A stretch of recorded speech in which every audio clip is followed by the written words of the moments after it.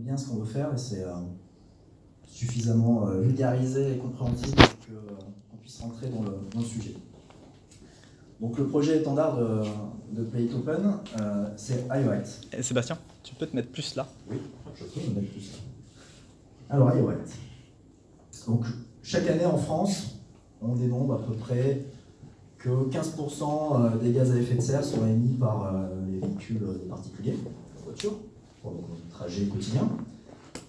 Qu'il y a 10 millions de tonnes de gaspillage alimentaire qui est fait chaque année en France, et qu'il y a un tiers de la consommation électrique qui est fait par des foyers, donc chaque année. Si on revient par habitant, ça fait donc une tonne équivalent CO2 par habitant émis, 150 kg de nourriture gaspillée et 5000 kWh par foyer. Je vous présente Anna. Alors Anna, c'est quelqu'un d'assez engagé qui veut lutter contre ces chiffres-là. Et chaque jour, elle utilise plusieurs applications. Elle utilise une application de covoiturage, pour ne pas nommer le placard, quoi, pour aller au boulot le matin. Elle utilise le midi une application qui lutte contre le gaspillage alimentaire, pour ne pas nommer Too Good To Go, pour aller chercher son repas qui allait être jeté sinon. Et le soir, elle s'amuse avec sa famille à pas trop dépenser d'énergie en regardant son compteur Linky grâce à des superbes applications telles qu'elle peut-être, pour ne pas les citer.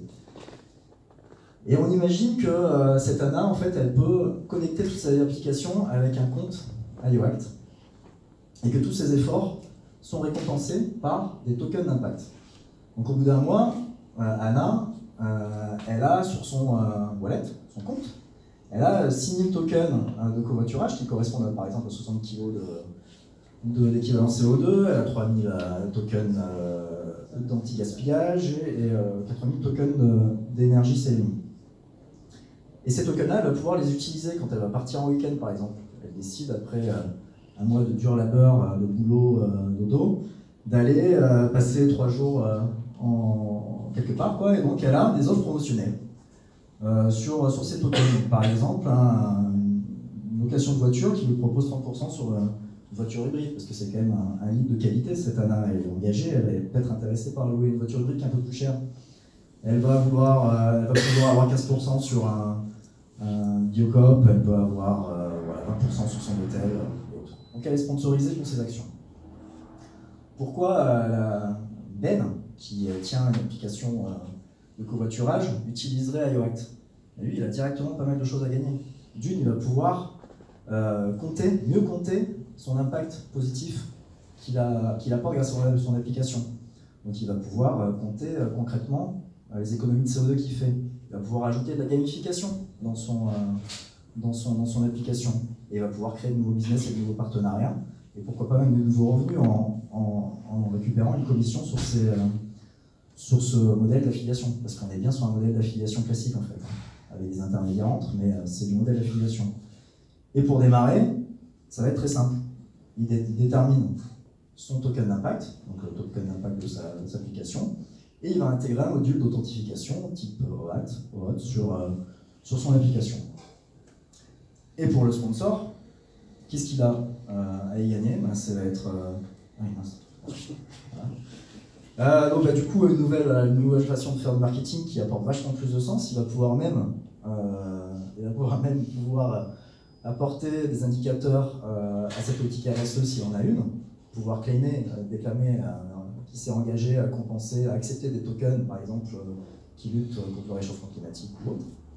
Et d'avoir, on est sur un modèle d'affiliation classique, donc d'avoir un modèle de marketing assez performant. On prend de la commission que sur les ventes réalisées, et des leads comme Anna, qui sont des leads qui sont quand même des gens très engagés, prêts à payer pour des services qui sont responsables. Donc pareil, comment ça va marcher, je ne veux pas rentrer dans les détails, mais c'est comme rentrer dans un réseau d'affiliation classique. Donc, iOAct, c'est quoi? C'est une application pour un utilisateur, pour Anna, c'est un wallet qui va permettre d'avoir des tokens et une série de couponing, un portail pour les partenaires avec un outil pour créer son token d'impact et des modules d'intégration, des SDK, et pour les sponsors, une plateforme d'affiliation et avec des dashboards pour mieux suivre où il en est au niveau de ses impacts. Donc derrière tout ça, en fait, on a plusieurs parties prenantes. Et on va voir, c'est là où je vous introduis un peu ce qu'on fait chez PayItOpen au niveau blockchain. C'est que pour gérer ça de manière très agile, on utilise la blockchain. Parce qu'on a besoin de gérer des tokens. C'est une des premières utilisations qu'on a souvent dans la blockchain. Et qu'on a besoin de gérer un impact, un registre d'impact dans lequel on puisse avoir confiance. Donc après, je vais voilà, donc je vais juste vous parler donc, de mon associé, puisque quand même, je me suis présenté moi, donc le CTO, la boîte on l'a montée avec Julien, qui est un expert en agronomie et en projet de développement durable. Il a travaillé avec sur pas mal de projets là-dessus. Et on a un troisième associé, Gaël, qui avait monté SideMob, une boîte qui faisait des applications mobiles, en particulier des jeux qui étaient bien sympas. Donc voilà, quand je ne vous parle pas du business model, c'est pas l'idée. Donc, comment ça marche un peu plus en détail? Je me remets, là, je ne dis pas, je change de présentation. On suit à combien de temps? C'est large. Cool. Alors, déjà, est-ce que sur le principe général, on n'est pas sur la technique, hein, sur le principe général, est-ce qu'il y a des questions? C'était pour illustrer ce côté, c'est quoi un token d'impact et comment on peut le valoriser en fait. On voit qu'on peut le valoriser par un modèle d'affiliation. Il y a plusieurs manières de le valoriser, c'est ce qu'on a.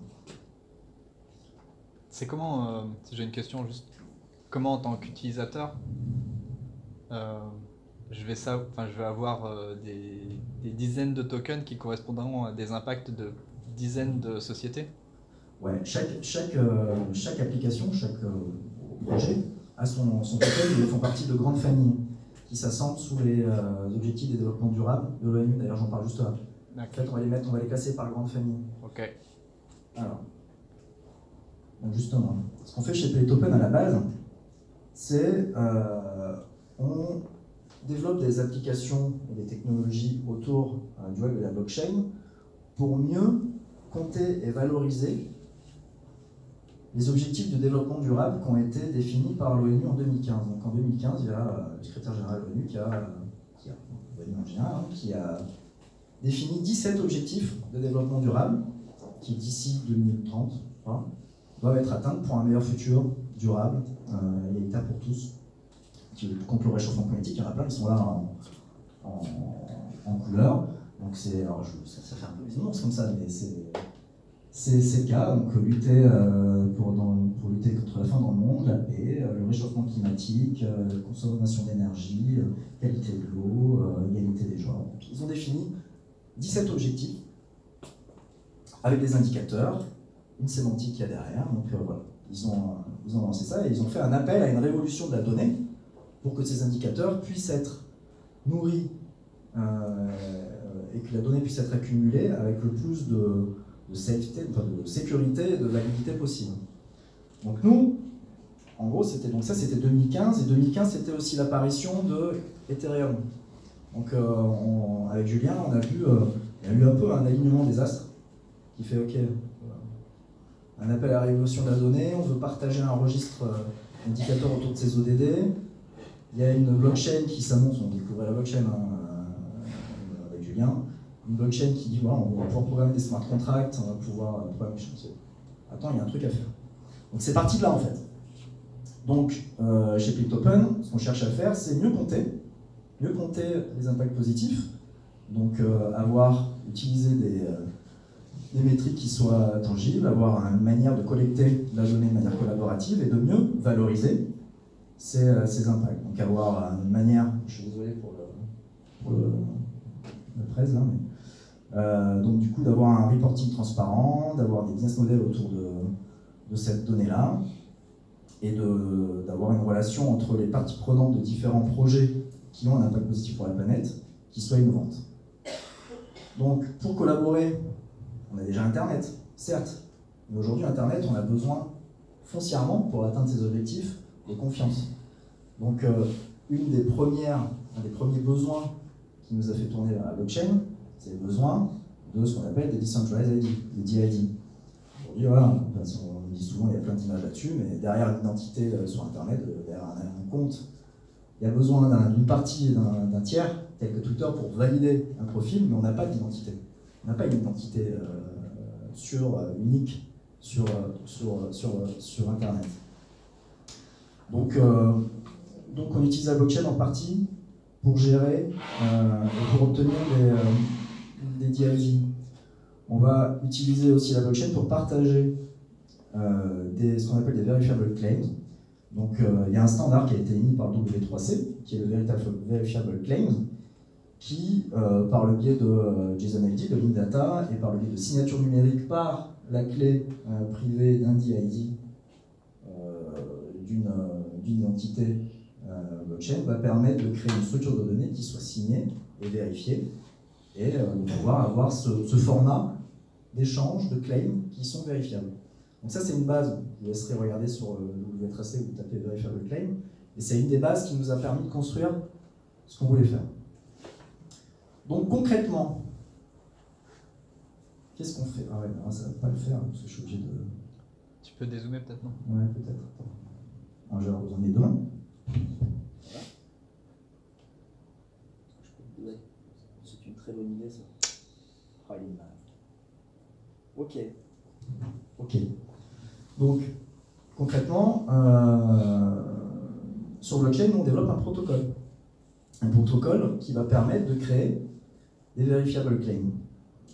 Des verifiable claims qui permettent d'attester qu'il y a un impact qui a été claimé, qui a été alors claimé en français, qui a été, il faut que j'arrête de dire des mots anglais, ouais, réclamé, enfin... Demandé. Voilà, j'ai pas le... Je suis désolé. Donc du coup, on a ce protocole en 3 étapes qui consiste à dire d'abord, voilà, je claim mon impact. Donc je vais dire, voilà, moi ce que je vais faire comme mon projet, voilà les impacts que je vais vouloir mesurer. Donc je vais définir mes indicateurs, je vais dire la structure de données que je vais vouloir récupérer, quelles sont mes datas, quelle est la sémantique de ma data, et comment s'organise mon projet. C'est une première partie qui est le claim d'impact. Une fois qu'on a ce claim qui est enregistré sur blockchain, il est timestampé et redaté, on sait que la personne s'est engagée, on peut dire que c'est un engagement, un claim. Tiens, un engagement, on s'engage. On cherche à le valider. Pour le valider, on va vouloir utiliser différentes méthodes. Dans ce protocole-là, on laisse libre la possibilité de valider un claim. Dans tous les cas, ce qu'on va vouloir obtenir, c'est une signature digitale sur ce claim. Donc, on va utiliser soit une signature digitale issue d'un wallet ou d'un DID comme on a vu.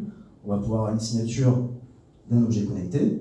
On va pouvoir avoir une signature d'un smart contract qui a récupéré des votes, qui va dire à l'issue du vote, je vais signer que cette donnée a été validée par la majorité des votants. On laisse ça libre. Une fois que ce claim, cette structure a été validée, hop, bien sûr, on enregistre cet état sur blockchain, on va pouvoir générer, on va rentrer dans la 3e étape, la valorisation de ce claim. On va pouvoir générer du reporting avec un historique, qui a claimé, quelle date, qui a validé, comment, quelle date, avoir la traçabilité, avoir un reporting assez transparent. Et on va pouvoir fractionner, c'est un peu une sorte de certificat, ce claim qui a été validé. On va pouvoir fractionner ce claim avec, comme on l'utilise beaucoup dans des projets, des tokens qui vont permettre de dire, ben voilà, on va pouvoir délivrer des tokens d'impact, on va pouvoir remonter à la source de l'impact, on va pouvoir avoir toutes les mécaniques qu'on peut faire avec des tokens, donc ICO, et comme ça. Donc c'est très généraliste, et c'est fait exprès, parce qu'autour de ça, on va pouvoir construire pas mal d'applications qui se basent sur ce protocole. Voilà, donc on a développé des outils qui utilisent le web, qui utilisent des bases de données, qui utilisent différents protocoles, parce qu'on n'est pas tout seul à faire ça. Dans le monde, il y en a en particulier la Fondation XO qui développe aussi un protocole. Donc on est ambassadeur maintenant pour XO. Voilà, je ne vais pas rentrer là dans le détail, mais je vais vous montrer différents cas d'études sur lesquels on a travaillé et qui utilisent ce protocole pour bien illustrer cette mécanique de claim, validate and value. Donc pour une boîte qui mène des projets d'agroforesterie, on va faire un use case qui va permettre, qui permet d'utiliser ce protocole-là. Donc, donc c'est des programmes d'agroforesterie pour compenser l'empreinte carbone de grands groupes. Donc il y a des programmes d'agroforesterie qui vont être audités, qui vont générer certificats carbone. Et ces certificats carbone, en gros, vont être achetés par les entreprises pour compenser leur empreinte. Pour faire très simple, hein. C'est un outil du CO2 Utilization. Donc comment ça marche? Pour apporter un peu de transparence dans ce protocole, dans ce processus-là de compensation carbone, il y a des développeurs de projets en agroforesterie qui vont démarrer un projet de plantation, par exemple, en Tunisie, Colombie, France. Donc ils disent, voilà, on va planter 10 000 arbres, 100 000 arbres en France, machin, avec les indicateurs, on va être audité par un tel. On fait un claim. On enregistre ça sur blockchain. Après, on va valider le projet avec les différents opérateurs de terrain, les différents agréments, parce qu'en local, ils ont des problèmes de... Voilà, il y a besoin de cette étape de validation du projet qu'on va rajouter. On valide le projet dans sa généralité, et après, on va rentrer dans un processus de plantation. On va planter les arbres, et ils utilisent une solution développée par des collègues qui va permettre de faire du monitoring sur le terrain, d'aller relever soit des diamètres 1,30 m des arbres et autres, qui va permettre d'attester la croissance des arbres qui sont plantés. C'est bon, c'est la dalle. Ok, c'est la dalle. Et donc d'attester sur le terrain que les arbres ont bien été plantés et qu'ils grandissent bien. Et les auditeurs passent régulièrement pour pouvoir valider et émettre des crédits carbone. Là, j'ai fait très très vite parce que dans le détail c'est plus compliqué, mais le principe il est là. On est en train de valider le fait qu'on avait dit qu'on avait planté des arbres autant, et au fur et à mesure dans le temps on va rajouter des informations et des signatures comme quoi ces arbres ont bien été plantés, ils ont été audités, ils ont une vraie valeur, enfin ils ont une vraie existence, ils sont hackés par quelque chose qui existe. Et donc on va pouvoir récupérer ensuite en value des... alors, un peu compliqué aussi, mais en gros, ça va être des tokens qui correspondent à ce CO2 qui a été compensé par ces arbres, parce que ça a été audité. On sait qu'un arbre de tel âge, de telle espèce en Tunisie a compensé, absorbé autant de CO2. Et donc, nous, on va pouvoir émettre des tokens qui vont pouvoir être potentiellement rachetés par des grands groupes qui cherchent à compenser leur empreinte carbone. C'est clair. Et on a bossé sur d'autres projets aussi. Donc là, on est quand même sur la RSE, de la compensation carbone, hein, simplement rigolo Kali White, mais en l'occurrence, c'est ce genre de projet-là qui nous a permis de savoir comment ça fonctionnait dans le détail et comment on construit des indicateurs et des choses comme ça. Et donc un autre exemple, c'est pour mieux suivre les projets de l'économie d'impact. Donc il y a l'Impact Finance, on appelle ça, donc des fondations, des institutions qui vont financer des projets à impact positif. Et pour financer ces impacts à projets positifs, ils vont demander des indicateurs précis, ils vont vouloir avoir un dashboard un peu interactif pour voir que le projet qu'ils ont financé a des conséquences concrètes et voir ça de manière assez dynamique, ce qui aujourd'hui n'est pas du tout le cas, mais vraiment pas le cas. C'est-à-dire qu'il va y avoir un gros reporting qui fait 200 pages par an, et c'est surtout ce qu'ils auront sur les centaines de milliers de dollars qu'ils ont investis pour ce projet-là. Donc nous, on leur propose d'avoir un truc un peu plus dynamique, quoi, un peu plus interactif, qui suit le même cycle de vie que ces projets à impact positif qui sont financés. Donc tu as des fondations qui vont avoir des KPI, des scopes, des budgets, on a aussi intégré la notion de financement des projets directement là-dedans. Ça reste, petite parenthèse aussi, ça reste de l'ordre du POC et c'est pas du tout en place parce que c'est assez disrupteur pour eux. Mais voilà, ils définissent le règle, ils définissent le budget, potentiellement ils financent le projet directement en crypto. Il y a différents, donc c'est un appel à projet classique. Ceux qui répondent à l'appel à projet fournissent leur documentation, donc on a un appel à projet complètement transparent, qui aujourd'hui ça ne se fait pas, il y a quand même des lobbies et des choses comme ça, donc des appels à projet qui seront soit transparents, soit...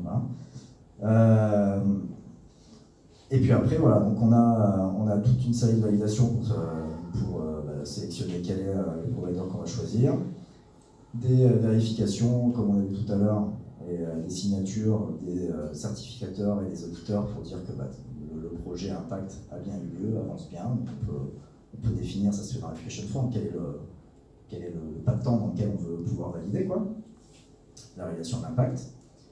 Et en fonction de l'avancée du projet, on va pouvoir débloquer des fonds au fur et à mesure. On a fait 10% de la plantation, ben, on vous débloque les 10 prochains pourcents de financement avec un smart contract pour déplanter les autres 10% suivants. Donc ça, c'est des choses qui intéressent beaucoup, mais qui sont aujourd'hui, ça met un grand pied dans le fonctionnement, quoi. Il y a beaucoup d'interrogations sur je ne vais pas rentrer là-dedans.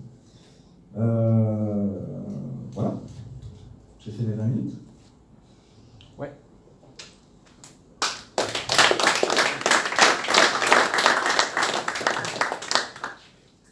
Est-ce qu'il y a des questions? Ouais. Devine. Alors par rapport aux exemples que tu as donnés, donc PlayToken serait plutôt le back-end, et après les boîtes avec lesquelles tu travailles fournissent un front-end, Ouais. ou est-ce que tu fournis du service et tu leur fais toutes leurs solutions? Alors ça va dépendre. Nous, ce qu'on cherche à faire, ce qu'on a cherché à faire jusqu'à présent, c'était plutôt monter, on fait des prestataires quoi, hein. Donc en fonction du niveau d'intégration du projet, c'est soit s'intégrer dans une interface existante, soit on fait développer l'application de A à Z, parce que parfois tu as besoin d'outils mobiles pour aller valider sur le terrain et autres. Donc nous, on n'a jamais eu un projet à développer de A à Z avec toutes les interfaces et autres. On est intervenu sur des points plutôt back-end. Par contre, justement, on a fait une transition là. Pour nous, en fait, on est une petite équipe et clairement, c'est pas rentable. On n'a pas, voilà, c'est pas rentable. Le business model n'est pas très bon. Donc, on a basculé sur un produit clé en main qui est IOAct. Et on se focus, c'est vraiment le projet standard aujourd'hui. On est plus sur IOAct, à moins qu'on trouve un partenaire qui nous finance et qui est prêt à payer ce genre d'application très cher, au prix de temps. Non, pas pour le prix de temps, mais très cher, on va dire. Ça serait, voilà, peut-être qu'on fera les deux, mais pour l'instant, c'est vraiment, voilà, on est sur ce produit clé en main. C'était ça la question, je te fais tes lancements marketing. Ouais, c'est bien, c'est bien. Parce que quand je voyais ça, je me demandais si tu avais une plateforme d'administration où tu as un nouveau client, il s'inscrit, il fait des clics, non, il clairement a son pas, c'est produit, pas ou après c'est pas du blockchain service, du SaaS, machin, non, là c'est du cas par cas. Et, le protocole, lui, dans ces deux cas-là, c'était sur de la blockchain Ethereum privée, tu vois, qui pose plein de questions. Le protocole, à la base, on est blockchain agnostique, on en parlait tout à l'heure. Je n'ai pas parlé, hein, je n'ai pas dit ni Ethereum, ni Hyperledger ou autre, parce que ça utilise, dans IOAct, là, on va utiliser plusieurs briques, enfin, plusieurs composantes. Le DID, ça va être de la blockchain sovereign. Les smart contracts, peut-être les tokens, on les fera peut-être avec Ethereum s'il y a une solution de scalabilité avec Plasma Carré ou des choses comme ça. On n'a pas encore déterminé exactement, on part du Stellar, on reste complètement agnostique parce que finalement, c'est le process et le protocole qui est important, et le déployer, en fait, c'est comme si on le déployait dans un cloud ou dans un autre, quoi. Chez Amazon ou chez Google. C'est très grossier, hein, ce que je dis. Hein. C'est très grossier, mais c'est l'idée, c'est de rester quand même suffisamment agnostique pour pouvoir dire, ok, cette solution-là est mature, ou il faut switcher là-dessus, il faut faire du swap là-dessus, on le fera. Mais c'est cohérent avec la philosophie de l'entreprise qui est en fait supporter le développement durable avec des solutions blockchain. Exactement. C'est pas notre vocation, c'est pas de développer des nouvelles technologies blockchain. Voilà. Parce que si tu es sur l'informatique durable, tu dois envisager à très long terme le développement. Ouais. Le seul moyen d'envisager à très long terme le développement d'un point de vue informatique, c'est d'être agnostique sur les solutions entre guillemets de base qui vont porter ton protocole. Exactement. Et c'est pour ça que moi je trouve extrêmement séduisant Parce que la manière dont vous l'avez fait. Parce que ça vous permet d'être déployé partout, même demain d'avoir des partenariats, et d'avoir des partenaires qui déploient justement vos solutions, que ça soit Oxfam, que ça soit Greenpeace ou autre. Typiquement, vous avez déjà de quoi faire. Et puis voilà, on peut pas. Au début, notre premier contrat, c'était pour un registre carbone, pour API. Et on a fait ça sur la blockchain Ethereum, c'était il y a déjà 2 ans.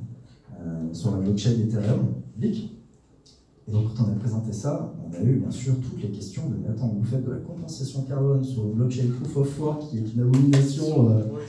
Et donc du coup, voilà quoi, on s'est dit, on le fait là pour l'instant, mais machin.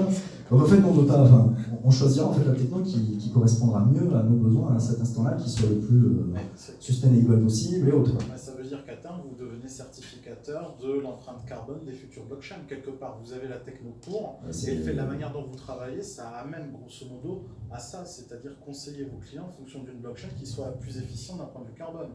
Oui, au point de vue conseil, peut-être. Pour l'instant, on se concentre sur iOS et on y croit fort. Voilà. Voilà. Une autre question? Moi j'ai une question mais stupide en fait. Vas-y, tu peux y aller. J'ai pas bien compris l'articulation entre IOACT et ça. Alors ouais, en fait, l'articulation c'est juste pour expliquer rapidement que dans IOACT, tu as vu qu'il y avait un impact registry en haut, qui était caché en bas après la blockchain. Okay, et en fait, pour illustrer ce que c'est que cet impact registry, j'ai montré qu'un impact il va avoir besoin d'être dessus de ce protocole-là. Oui. Alors quand on va se connecter avec des, je sais pas si je prends Blablacar, en fait il y a des grandes parties là qui vont être le claim. En fait il est presque pipo, c'est juste la création du token.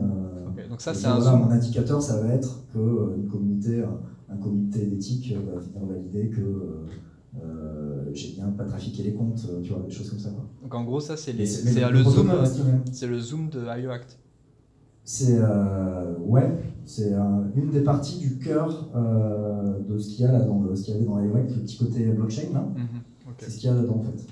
Parce que sinon dans IOACT, tu peux te demander pourquoi tu as besoin de IOACT c'est le modèle d'affaires. Ouais, exactement. C'était justement pour illustrer ce qu'on fait. Voilà, merci beaucoup.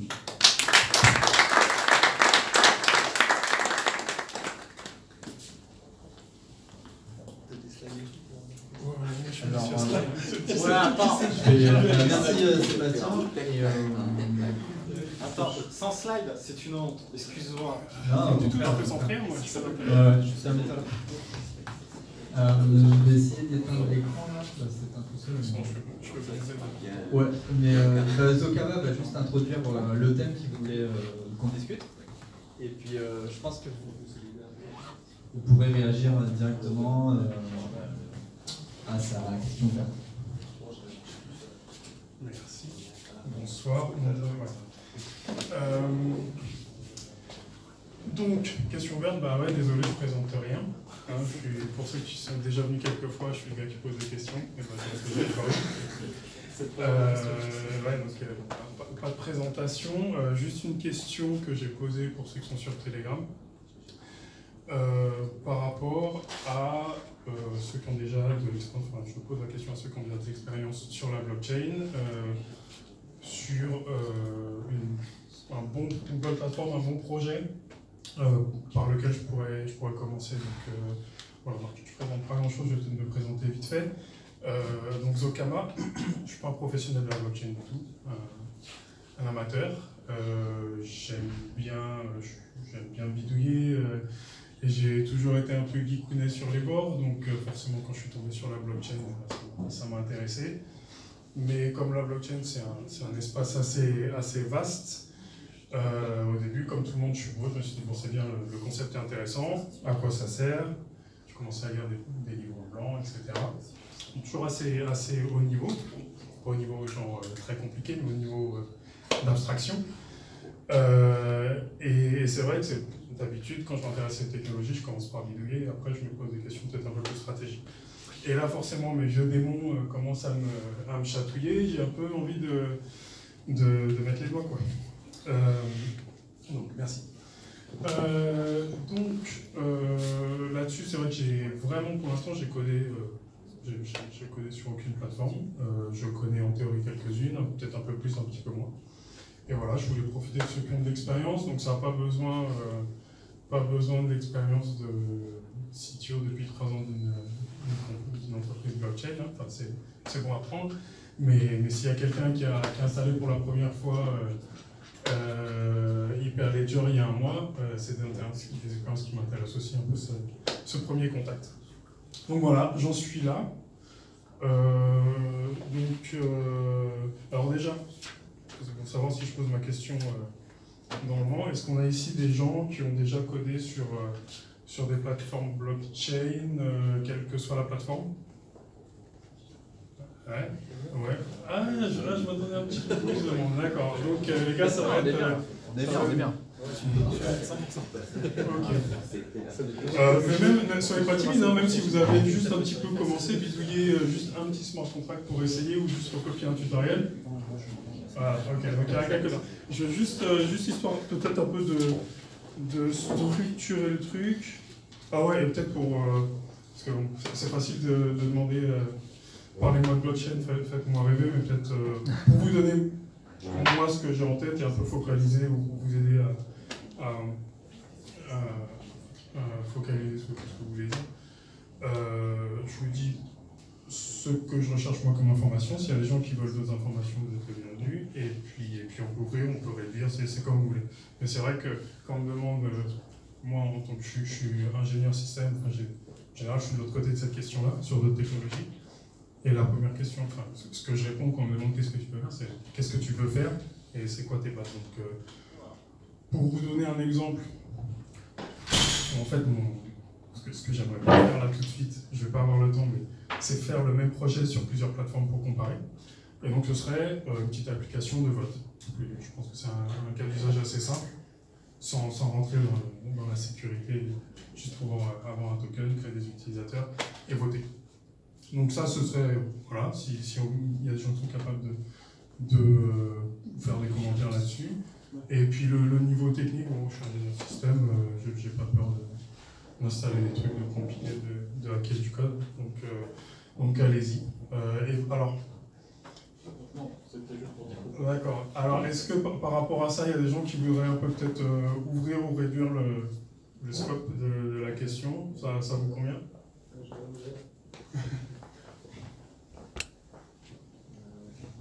Bonjour, moi je suis plutôt un utilisateur potentiel et en fait ce qui m'intéresse c'est de savoir entre les différentes plateformes et les différentes blockchains quels sont justement les intérêts les unes et les autres. Parce que si tu veux implémenter quelque chose sur l'état réel, tu as le choix entre maintenant, je ne les compte même pas. Et donc, voilà, quel intérêt si tu veux faire des smart contracts, est-ce que tu utilises, quel type de preuve qui est intéressant pour des cas pratiques en fait? Ouais, c'est bien ça. Je crois. Alors, juste pour structurer un petit peu, pour savoir ceux qui ont levé la main au début. Vous m'entendez bien? Je m'entends pas. Ouais, c'est bien. Je parle de retour. Donc, les plateformes Ethereum, ceux qui ont levé la main, il y a des gens qui ont... Je sais qu'il y en a là, parce qu'il vient de le dire. Ok, Ethereum. Hyperledger. Je pensais qu'il y avait OK. Qu'est-ce que j'ai noté? Est-ce qu'il y a des gens qui ont forqué déjà, ou Bitcoin, ou une autre plateforme, qui sont amusés à créer leur propre coin? Non. C'est pas de la blockchain, mais ça m'intéresse beaucoup aussi. IPFS. Des gens qui ont... Tu as ça, tu vas participer aujourd'hui. Voilà, après d'autres plateformes peut-être plus petites, des trucs émergents, tous les trucs dont on parle en ce moment de 3e génération, iOS, Cardano, ce qui bidouille vraiment dans le... Non, iOS. Ok. Une plateforme que j'ai pas... Protocole propriétaire. Protocole propriétaire. Ok, il y a d'autres... alors par contre, je sais pas, j'ai posé mes questions, mais c'est vrai que je sais pas par où je vais commencer. Moi j'ai une question pour commencer, ouais. Pour commencer, ouais. Est-ce qu'il y a quelqu'un qui a une opinion forte sur ce sujet? Genre...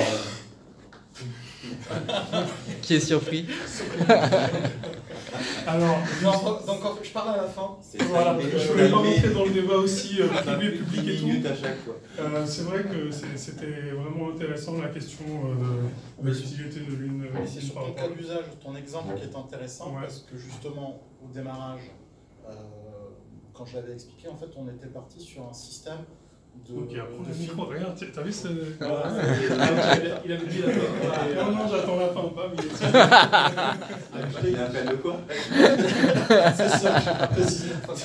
Non, mais si tu veux, la question, à la base, on a travaillé justement sur les questions d'outils pour les partis politiques, et dont le vote interne des militants et les obligations, entre guillemets, réglementaires que tu as derrière.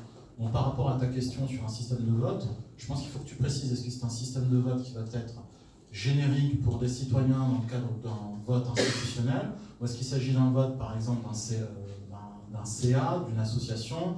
Est-ce que c'est le vote de consommateurs? C'est pas la même chose. J'ai ta réponse. Alors, c'est un vote, c'est pour tester une plateforme, donc aucune de sécurité est requise, aucune question de qu'est-ce qui se passe s'il y a quelqu'un qui me fait une attaque ou il crée 10 000 utilisateurs pour biaiser le vote. J'en suis pas là. C'est vraiment première prise en main. Je crée un utilisateur. L'utilisateur a un droit attaquable ou pas. Mais enfin, vraiment pour cette première prise en main, il me semble que c'est un cas d'usage qui peut être assez simple si on le fait vite et qui ne sera pas applicable dans la réalité. Mais c'est vraiment comme première expérience. Et encore une fois, c'est un exemple. Hein. S'il y a quelqu'un qui veut commenter sur autre chose, il n'y a pas de problème. Donc, opinion forte à la fin. Et est-ce que quelqu'un qui connaît plusieurs plateformes et qui serait capable déjà en introduction de nous faire un premier comparatif? D'abord, il y a des mains qui se sont levées. Ah bah vas-y. Allez, c'est bon. On est là. Fais pas. On va partager le micro. Je vais dire un petit mot sur le sujet. Bonsoir Vincent. Donc, pour ma part, je travaille plutôt sur Ethereum. Et j'aurais tendance à dire que si tu veux commencer sur quelque chose, c'est quand même la plateforme aujourd'hui la plus pérenne sur laquelle il y a un maximum de communauté, donc tu vas pouvoir trouver beaucoup de réponses à tes questions, qui dispose de plateformes de test, où c'est très sérieusement documenté, ça évolue quand même régulièrement, les fonctionnalités des smart contracts en Solidity, c'est quand même assez étendu, même s'il y a beaucoup de limitations, mais qui sont elles également documentées. Et ensuite, une fois que tu auras pu implémenter quelque chose sur Ethereum, tu pourras éventuellement switcher sur d'autres plateformes supportant les smart contracts, parce qu'il y a aussi beaucoup de blockchains qui ne supportent pas les smart contracts aujourd'hui et qui sont pas moins intéressantes. Je pense à Stellar par exemple, dont on entend beaucoup parler en ce moment. Alors je crois que les smart contracts vont arriver ou sont en cours de balbutiement, mais c'est très mis en avant en ce moment sur tout ce qui est micro-paiement. J'étais en discussion cet après-midi avec quelqu'un de chez Neo et ils cherchent du monde pour faire des POC. Parce qu'aujourd'hui, leur gros problème, c'est qu'ils ont beaucoup de moyens. Ça, c'est un problème. Ils ont beaucoup de moyens, mais néanmoins, ils n'ont pas de développeurs, ils ont encore moins de projets à porter. Donc, ça peut être intéressant aussi de travailler dessus. Bon, après, on peut toujours discuter. C'est quel langage, Neo? Alors, Neo, ils ont plusieurs langages supportés. Il y a du C#, il y a du Java, il y a du Python. Il y en a 5, je ne sais pas quels sont les deux autres. Il y a plusieurs langages supportés. Est-ce que... attends, juste un truc. Est-ce que les gens qui participent là et qui donnent des réponses, est-ce que vous pourriez partager aussi des ressources je sais pas, des tutoriels, des trucs comme ça, pour commencer justement? Alors, en Solidity, il y en a un qui est exceptionnel, hein, c'est CryptoZombie. Je ne sais pas si vous connaissez, mais c'est quand même la référence du tutoriel sur Ethereum. CryptoZombie. Alors c'est hyper ludique, très bien fait, et c'est pas marrant, c'est-à-dire que quelqu'un qui a envie de pousser un peu, c'est pas basique non plus, hein. Il y a beaucoup de niveaux à passer, c'est très ludique et extrêmement... on peut apprendre beaucoup de choses avec ça.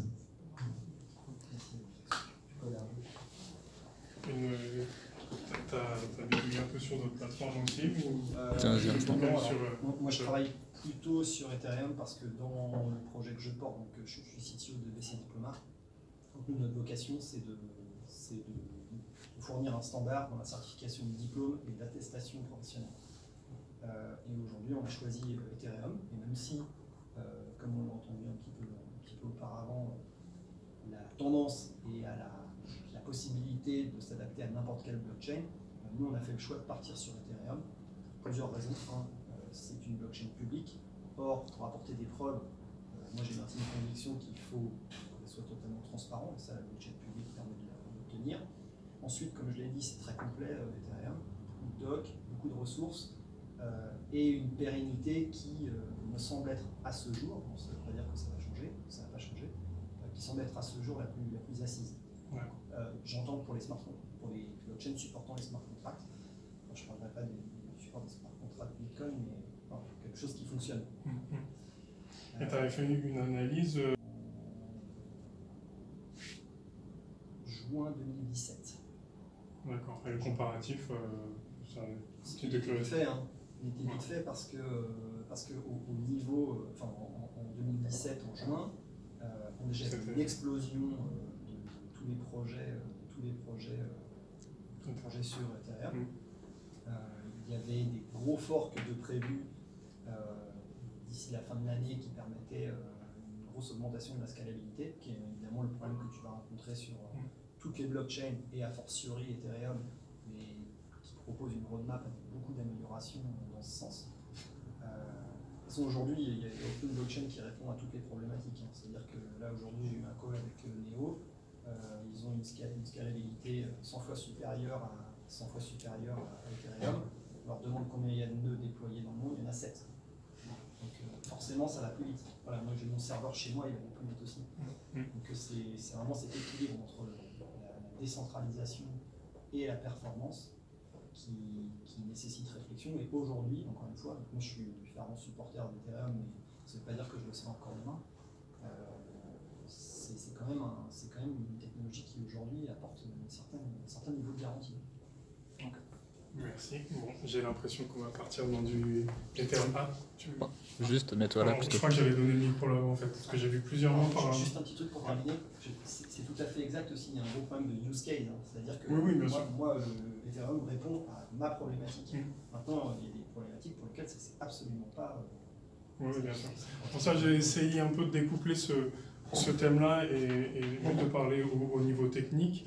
J'ai un boulot, pour moi la blockchain c'est extra professionnel, j'ai un temps limité, j'ai envie de bidouiller mais je ne peux pas faire tout ce que je veux faire, donc c'est un petit peu profiter de l'expérience des autres pour essayer d'optimiser où j'investis dans mon temps. Donc, merci beaucoup, c'était très utile. On passe du côté Hyperledger, je crois qu'il y avait Hyperledger, après je reviens vers un petit coup de IPFS par là-bas. Si je me rappelle bien, et puis j'ai dû en oublier quelques-uns. Donc voilà, question ouverte. Hein, donc, c'est quoi la question? La question pour... Est-ce que c'est facile de commencer Hyperledger? Voilà, pour démarrer sur Hyperledger. Réponse facile? Non. Une question par exemple, pour installer la première installation, faire tourner un premier truc, combien de temps ça prend? Est-ce que c'est 2 heures? Est-ce que c'est 2 jours? Pour faire tourner son propre code, est-ce que c'est une journée, est-ce que c'est une semaine? Alors nous, c'est chez Niro, il y a 1 an et demi, on s'est lancé dans Hyperledger Fabric. Il y a 1 an et demi, il y avait très peu de documentation, donc c'était vraiment pas évident. Fallait vraiment explorer, voir comment c'était fait. Aujourd'hui, on trouve beaucoup plus de documentation, donc c'est beaucoup plus facile de démarrer aujourd'hui. Il y a énormément de tutoriels qui sont disponibles, que ce soit sur la documentation officielle pour partir avec quelque chose de basique. Nous aussi, on a développé notre propre tutoriel pour aider, donc sur chez Niro aussi, qui va permettre notamment de faire sa première application, que ce soit du vote ou peu importe. Donc les langages avec lesquels on travaille dans Hyperledger Fabric, aujourd'hui ça peut être du Golang, c'est le langage au final qui a permis de construire Fabric, mais c'est pas le plus utilisé. Le plus utilisé c'est Node.js, et sinon on peut faire aussi du Java. Donc la particularité quand même de Hyperledger Fabric, pour ceux qui savent pas trop, c'est que le smart contract s'appelle Shellcode, et c'est pas un langage comme Solidity, c'est un vrai langage. Donc aujourd'hui c'est Golang principalement. Et sinon on peut faire du Java, et ils ont introduit du JavaScript aussi. Donc on ne perd pas cette notion de différence entre le smart contract et l'application. On peut faire par exemple une application full stack en Golang. C'est le cas notamment dans le tutoriel qu'on a fait. Pour partir, c'est tout simple. Hein. Vous lancez vous allez sur le tutoriel, par exemple celui de la documentation officielle, il vous donne tout un tas de fichiers. C'est ça le gros problème avec Hyperledger Fabric, c'est qu'il y a énormément de configurations. Alors au départ, pour commencer, c'est vraiment pas évident parce qu'on ne sait pas où il faut regarder, on ne sait pas comment il faut changer les paramètres, avec quoi. C'est pour ça que c'est intéressant de partir avec un set et pas trop se poser des questions au début, voir le fonctionnement général. On va très vite se rendre compte qu'au final c'est une blockchain comme Ethereum ou peu importe. Et après on peut commencer à voir bon, bah, ce fichier sert à quoi, cette configuration elle sert à quoi, etc. et avancer petit à petit. On verra que l'avantage c'est qu'on va pouvoir faire beaucoup plus de use case avec Hyperledger Fabric, donc c'est beaucoup plus adapté pour le milieu de l'entreprise, je dirais, parce qu'on peut l'intégrer à des systèmes existants, on n'est pas obligé de réinventer la roue, on peut choisir ses contraintes, on peut choisir son consensus, il y a une forte modularité. C'est pour ça que c'est quelque chose de pas évident à... Voilà, on peut aussi... Plus c'est flexible, plus c'est complexe. Voilà, c'est un peu l'idée. Donc, si on a des projets ambitieux, ben, c'est bien de partir sur Hyperledger Fabric. En gros, c'est l'idée. Par expérience, aujourd'hui, moi, je ne reviendrai pas sur une autre techno, je pense, si ce n'est pour garder un peu l'aspect des blockchains publiques qui va être difficile à remettre en place dans Hyperledger Fabric parce qu'on va devoir déployer son réseau. C'est un peu la différence. Donc, il y a quand même un coût d'infrastructure derrière, mais après, on est maître de ce qu'on veut. Voilà, c'est un peu l'idée. Et alors pour déployer un nœud sur Hyperledger, alors j'ai regardé un tout petit peu, j'ai commencé à installer tout, et ça commençait déjà à être un peu gros, il y avait plusieurs machines virtuelles et machin. Si je veux déployer un nœud, c'est pas j'envoie un lien vers un fichier à quelqu'un, il a un nœud. Je déploie, c'est une instance. Alors il y a plein dans Hyperledger Fabric, il y a plein de composantes, de petits binaires qui vont interagir les uns avec les autres. C'est ça qui va être aussi un petit peu compliqué parce qu'on ne lance pas un nœud et puis il communique avec les autres, non. Il y a des nœuds chaque nœud a sa fonction. Il y a des nœuds qui permettent de gérer le consensus, il y a des nœuds qui permettent de stocker des données. Il y a des nœuds aussi qui vont permettre de dire bah, toi tu as le droit de rentrer dans la blockchain, toi tu n'as pas le droit. Il ne faut pas oublier que Hyperledger Fabric est plutôt orienté vers une blockchain permissionnée. C'est pas requis, comme je vous l'ai dit, c'est modulaire, hein, on peut faire ce qu'on veut. Mais c'est plutôt orienté vers ce sens-là. Et c'est pour ça qu'on va retrouver une difficulté à ce niveau-là. Parce qu'on va avoir des briques un peu dans tous les sens qui vont devoir interagir les unes envers les autres. Si on part sur les tutoriels qu'on peut trouver, tout ça est donné. Donc c'est pas dur au départ. Il y a, bon, si vous avez déjà fait du Docker, etc., vous avez un Docker Compose qui va lancer tous les différents acteurs. Et ils vont interagir les uns avec les autres. C'est obligatoire le Docker ou est-ce qu'on peut tout faire à la main Au départ, c'était pas obligatoire. Il faut savoir que aujourd'hui c'est quasiment un prérequis, tout simplement parce que on peut mutualiser l'infrastructure qu'on a développée avec Hyperledger Fabric. Donc une fois qu'on a déployé une blockchain, on va pouvoir se resservir de cette blockchain en cloisonnant différentes parties. Donc en gros, on va dire, ben ça va être pour telle application, ça va être pour telle application, etc. Tu parles des channels ? Voilà, ça s'appelle les channels. Et ces channels, ils ont besoin de Docker pour fonctionner parce qu'ils vont lancer différents composants automatiquement. Donc Docker, aujourd'hui, c'est un prérequis. J'étais pas fan à la base, mais franchement, ça... Voilà. Je n'ai pas expérimenté blockchain, mais bon, voilà, c'est niveau système. Ok. J'avais déjà un peu essayé Hyperledger. Ok, et j'avais une question encore. Alors, avec toute ton expérience Hyperledger, est-ce que tu as eu à regarder d'autres blockchains, tu as regardé Ethereum, ou même juste en lisant ce que les autres blockchains peuvent faire? Est-ce que le fait d'avoir une expérience et une bonne compréhension d'Hyperledger, ça te permet de tout de suite comprendre structurellement ce qui se passe dans les autres? Ou est-ce que tu as l'impression que c'est un peu un monde différent? Pour moi, clairement, c'est pareil. Enfin, il n'y a pas de différence entre les blockchains et Hyperledger Fabric, c'est juste, ils essayent d'aller au maximum de ce que peut donner une blockchain en donnant de la modularité. Si on veut construire à partir de Hyperledger Fabric un Ethereum, c'est possible. C'est ça qu'il faut dire. Très bien, alors j'en ai deux par là. Est-ce qu'il y a quelqu'un qui voulait... Je sais pas, ça va parler un moment, c'est pour... Est-ce qu'il y a quelqu'un qui voulait parler? Moi j'ai une question. Par contre, j'ai pas du tout regardé l'heure. Moi j'ai une petite... Moi je regarde là. J'ai une petite question à la volée là qui me vient, c'est est-ce que il y a des formations type bootcamp ou quoi que vous recommanderiez pour commencer sur ce sujet? Que quelqu'un connaît une en particulier ou quoi? Non, pas. Bon, et j'avais une deuxième question. C'est un bon projet. Tu peux... Ouais, si quelqu'un cherche un modèle d'affaires avec quelque chose, peut-être. Une deuxième question, c'est est-ce qu'il y a une blockchain qui utilise une infrastructure et un framework qui permettent à quelqu'un qui n'est pas codeur de quand même coder un smart contract?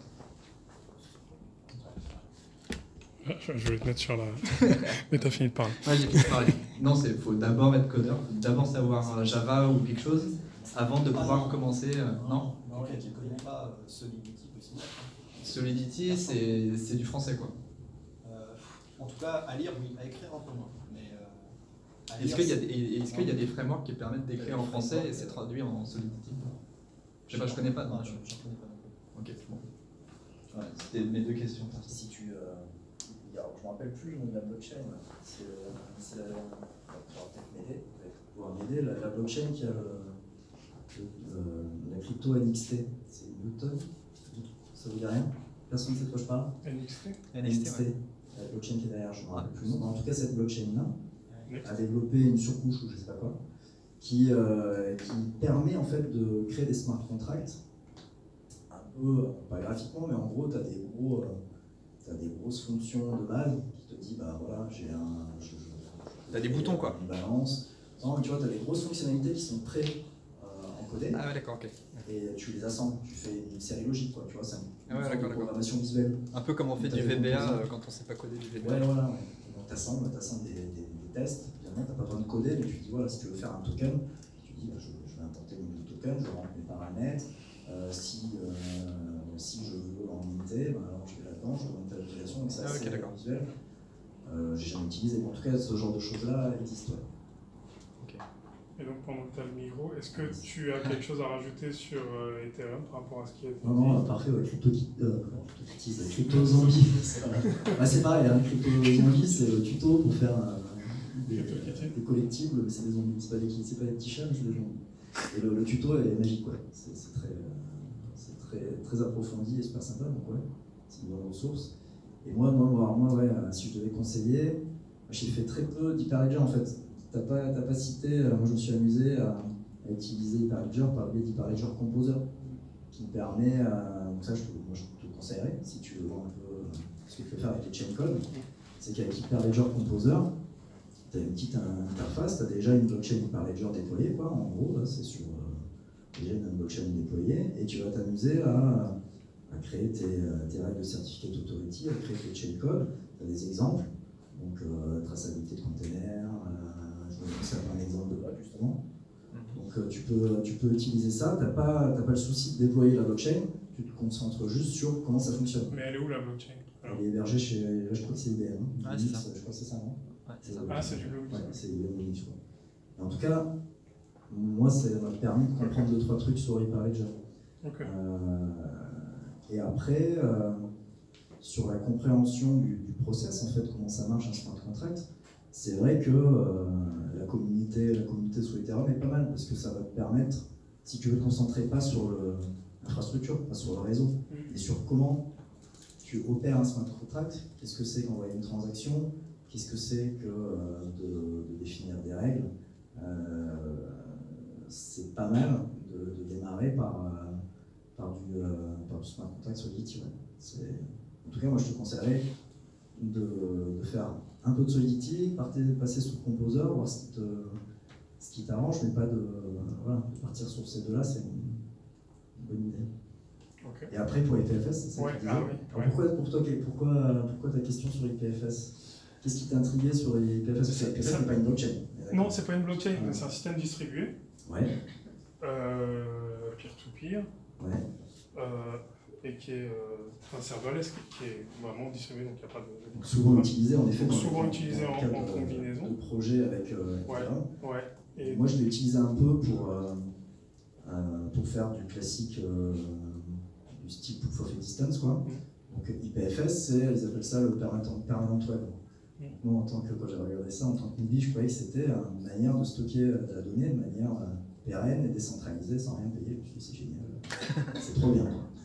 Donc j'ai utilisé ça, permanent web, je me suis dit, bah, si je mets un document, donc c'est content addressing, ça veut dire que quand tu vas mettre un document, un objet de data sur l'IPFS, tu vas pouvoir adresser ce contenu par son hash, comme un GitHub. Sauf que c'est un GitHub en mode un Git en mode peer-to-peer.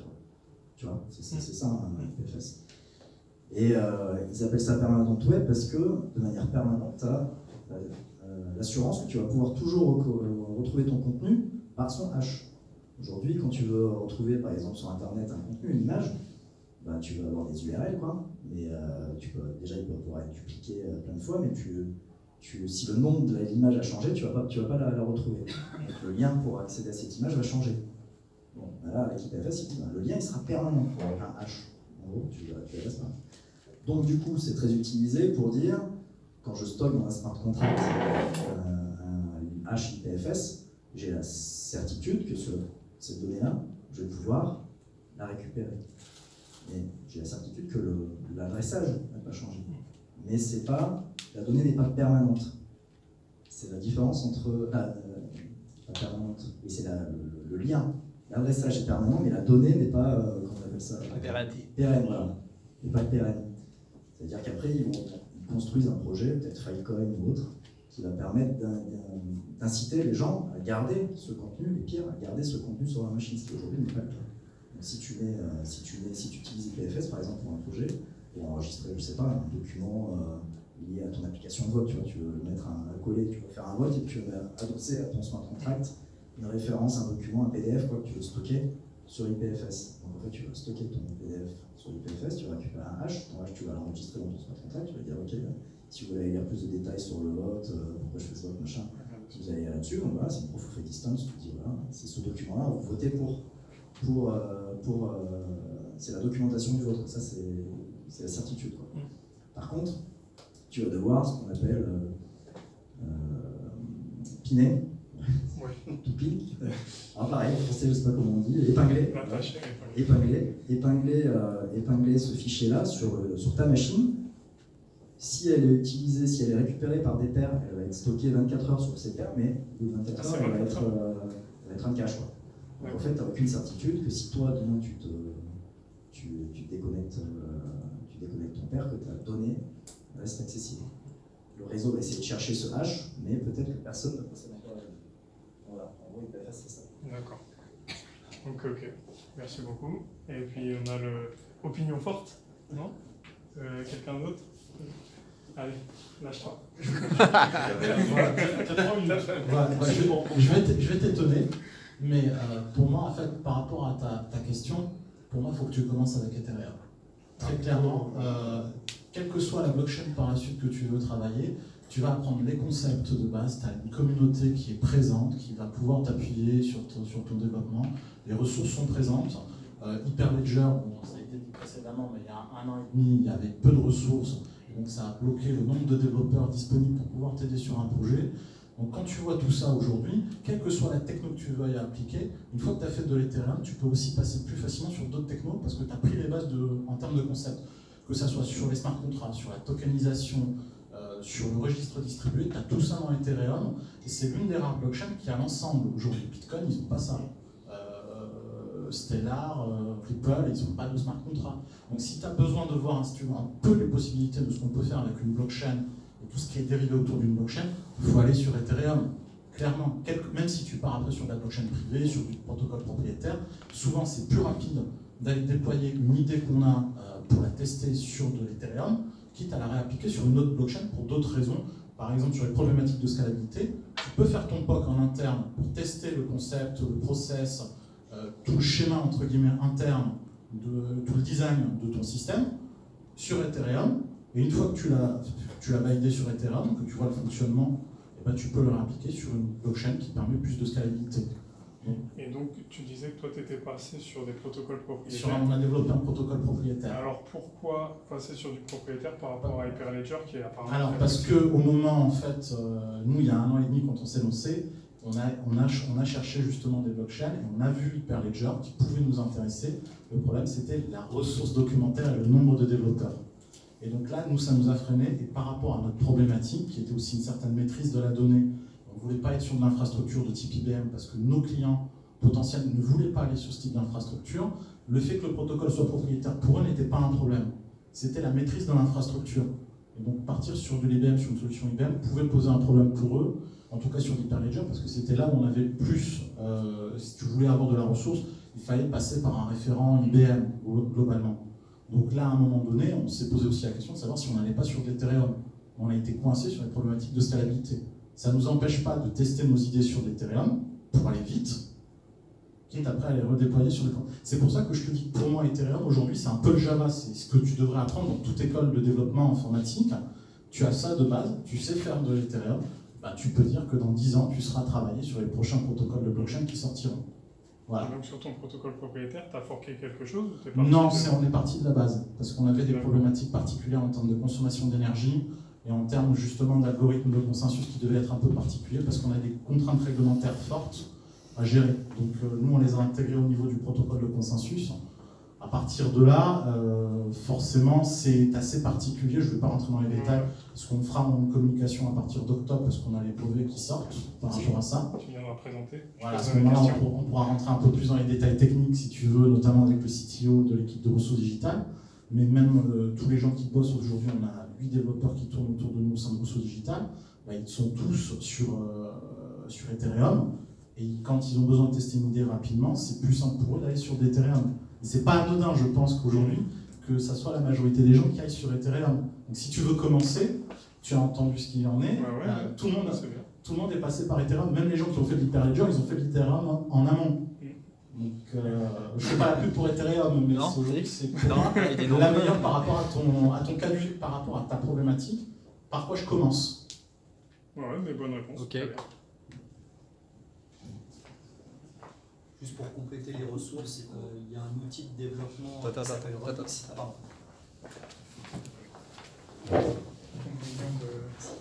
Juste pour compléter en termes de ressources, il y a un outil de développement qui s'appelle Remix, qui est en fait un outil de développement en ligne pour Solidity, et qui permet donc de créer sa propre smart contract sans déployer quoi que ce soit sur sa machine, d'interagir avec un nœud virtuel local, donc sans avoir à déployer de nœud, et qui permet aussi de déployer un smart contract sur évidemment la blockchain Ethereum, mais aussi de déployer les smart contracts sur des testnets Ethereum, notamment Ringly par exemple.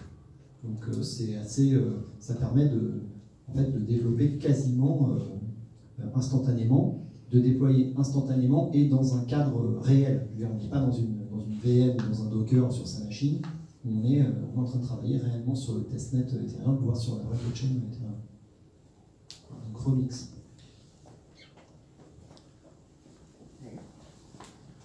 Merci beaucoup. Par rapport à la question de Michel. C'est bon? Oui, c'est bon. Après, oui, tout à fait. Il n'y a plus qu'à quoi. Il n'y a plus qu'à. Non, c'est parce qu'en fait, voilà,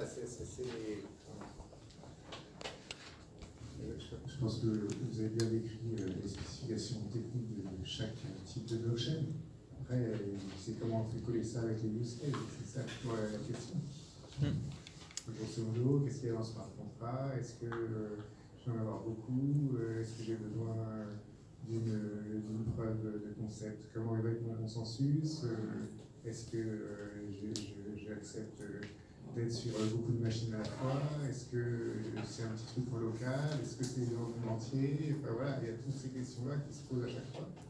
Et ça, il faut le faire à chaque fois, quoi. Voilà, mais c'est l'étape d'après. Sauf pour pour moi, c'est l'étape d'avant. C'est-à-dire que moi, quand j'ai un client, il faut que je fabrique, il faut que je fasse le cahier, il faut que je conceptualise et que je fabrique le cahier qui va me permettre d'aller vous voir et vous dire, voilà, c'est ça dont j'ai besoin. Mais pour moi, c'est l'étape d'avant. Donc si je ne sais pas ce qu'il y a dans les technos, je ne peux pas parler aux clients aussi. Enfin, par rapport à la question qui était, qu'est-ce qu'une personne devait faire? Oui, non, tout à fait, par rapport à la question, non, mais c'est pour ça que c'est intéressant. Parce que... Alors, juste par rapport à ça, si je peux partager mon expérience de 20 minutes. Le problème avec la blockchain, c'est que c'est un domaine qui est tellement effervescent et tellement de choses qui sont en train de se passer que c'est très dur d'avoir de l'expérience. Et puis là, on voit, il y a des expériences qui sont très focalisées sur des produits en particulier, mais je pense que ça va être très dur d'être au fait de tout ce qui se fait à un moment donné pour pouvoir anticiper sur les besoins. Mais donc d'après ce que j'entends, enfin, ce serait mon approche avec mon niveau de connaissance qui est voilà, pas très profond, ce serait, d'après ce que j'ai entendu là, commencer sur Ethereum ou sur une plateforme sur laquelle on peut prototyper rapidement, et après on peut se rendre compte des limitations qu'on a et des besoins qu'on peut aller chercher ailleurs. Alors que si on part de zéro, on sait à peine quelles questions poser, quoi. Donc très bonne voilà. Conclusion. Bon ben voilà, conclusion. Ouais, non, juste... C'est juste pour dire que c'est exactement ce qu'a fait Carrefour. Pour leur supply chain sur le poulet. Ouais, c'est ça. Sur le poulet. En fait, c'est exactement la démarche qu'a eu Carrefour avec la traçabilité sur la supply chain de la volaille. Ils ont commencé par faire un POC sur Ethereum Enterprise et ils ont vu qu'il y avait une traction, que ça marchait, que c'était intéressant, et puis ils sont passés à l'échelle avec un plateau de développement sur Hyperledger Fabric. Comme Connecting Food aussi, qui avait fait exactement la même chose, d'abord un prototype sur Ethereum, ensuite bascule sur Hyperledger. Ouais. Et c'est aussi ce qu'on fait avec Pernod Ricard. Donc on commençait en janvier, et c'est un peu sur la même thématique, donc prototypage sur Ethereum. Pour assurer les execs, pour assurer le board. On dérisque pas mal sur Ethereum en fait. Quand tu as un projet comme ça, si tu pars après sur de la blockchain, notamment privée, c'est intéressant de tester sur Ethereum parce qu'en fait tu vas dérisquer en termes techno pas mal de process. Et ça rassure. Parce que c'est assez disruptif, ça se dit mal dans des SI existants, c'est pas une cacahuète qui est facile à avaler dans le legacy.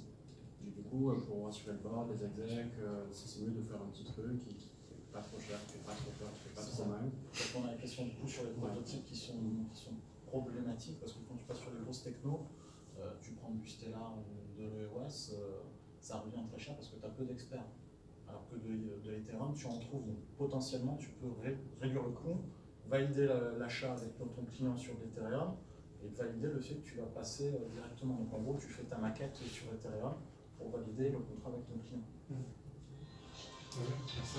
Je suis surpris mais content qu'on ait un consensus à utiliser le mot juste, sur la question. Un dernier mot, c'est pour les ressources. Est-ce que vous pourrez tout passer à Zokama qui pourra nous faire un mini compte rendu de 3 lignes? Ouais, sauf que personne n'a. Mais vous êtes sur le Telegram? Non, justement. Sinon, je centralise et je lui transfère. Alors, le Telegram, je sais plus ce que c'est, mais. Vous savez quoi? C'est sur la page du Meetup. Je vais mettre mon email sur le Meetup. Si c'est pas trop compliqué. Non, c'est pas trop compliqué. C'est contact @zokama.com. Avec un ZOKAMA. Allez, là tu peux faire comme ça. Ouais, mais c'est pas mon matos. Merci, allez, merci tout le monde, merci aux participants, merci d'avoir été.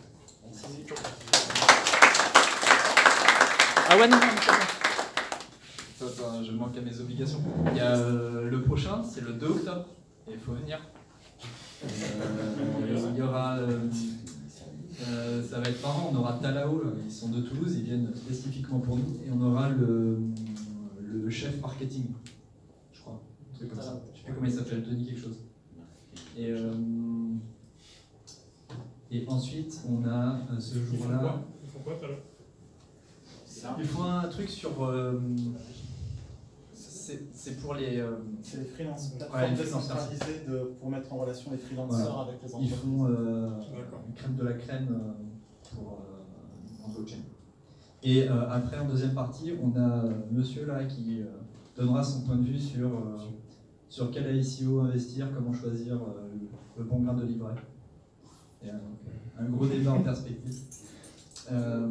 Voilà. Et ensuite, le suivant, ça sera vers le 12-13 novembre, je crois, je me souviens plus, le mardi qui tombe dans ces eaux-là.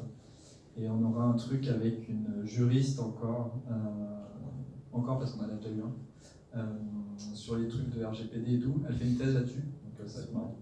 Aurélie? Ouais. Voilà, alors merci et portez-vous bien.